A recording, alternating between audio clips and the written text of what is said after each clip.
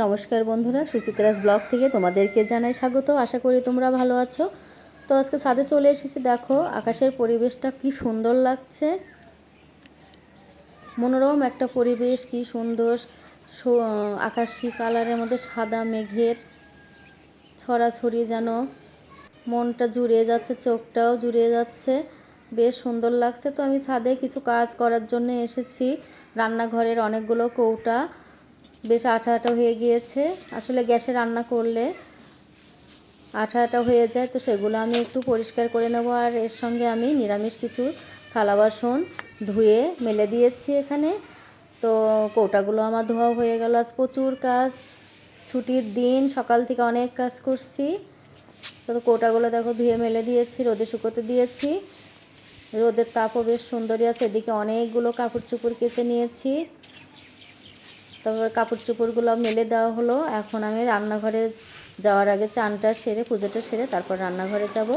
তো দেখো রান্নাঘরে চলে এসেছি। চান পূজা সেরে কী কী রান্না করছি একটু দেখিয়ে নেই। আমি সব রকম সবজি কেটে নিয়েছি, সয়াবড়ি দিয়ে রান্না করব।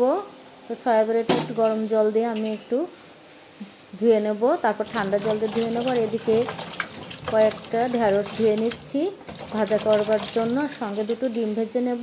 আজকে সকালের এটাই মেনু। তারপরে দুপুরে রান্না করব পরবর্তীতে।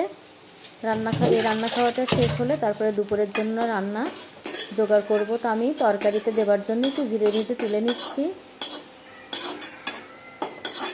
কারণ প্রায় তরকারিতেই আমি সবজি ঝোল তরকারিতে আমি জিরা ভাজা করে বেটে বা গুঁড়া করে দিই, এটা ভালো লাগে তরকারিতে খেতে। তো কড়াইয়ে তেল দিয়ে দিয়েছি, তরকারিটা তুলে দেবো এখন আমি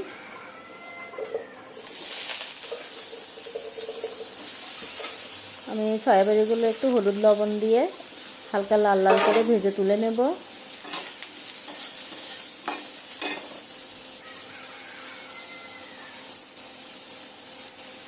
আসলে সয়াবড়িটা বাচ্চারা খুব পছন্দ করে, আর আসলে ভালো লাগে, সবজি দিয়ে করলেও ভালো লাগে, আবার আলু দিয়ে সব মশলা দিয়ে কষিয়ে মাংসের মতো করে রান্না করলেও বেশ ভালো লাগে খেতে। আর এটা অনেক পুষ্টিকর একটা খাবার। আমি একটু হলুদ লবণ দিয়েছি, ভাজা হয়ে গিয়েছে, তুলে নিলাম। এখন তেলে দিয়ে দিলাম শুকনো মরিচ, তেজপাতা, একটু জিরে ফোড়ন দিয়ে, জিরে না পাঁচফোড়ন ফোড়ন দিয়েছি। পেঁয়াজ মরিচটা দিয়ে একটু ভেজে নিয়ে তরকারিটা দিয়ে দেব।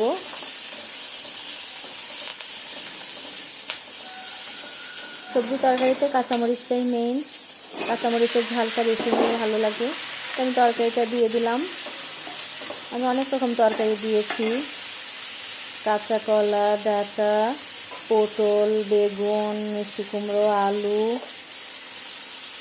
তো হলুদ লবণ দিয়ে দিয়েছি, একটু ভালো করে কষিয়ে নেবো। এখন একটু ভাজা ভাজা করে তারপরে ঝোল দিয়ে দেবো।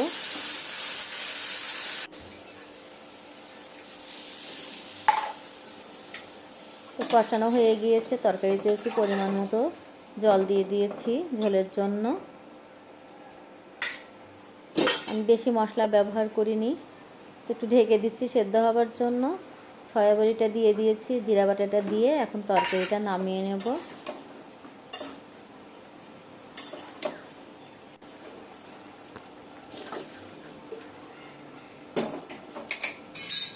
তরকারিটা নামিয়ে নিয়েছি, এখন ঢেঁড়স ভাজাটা তুলে দেব, তারপরে ডিমটা ভেজে নেব।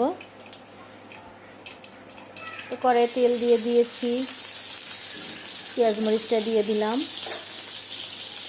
দিয়ে একটু ভাজা ভাজা করে ভেন্ডিগুলো দিয়ে দেব।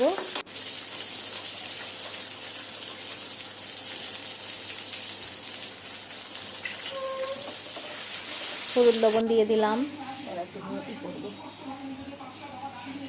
এখন দুটো ডিম ভেঙে নিচ্ছি, ফেটিয়ে নেব, নিয়ে ডিম দুটো ভেজে তুলে নেব।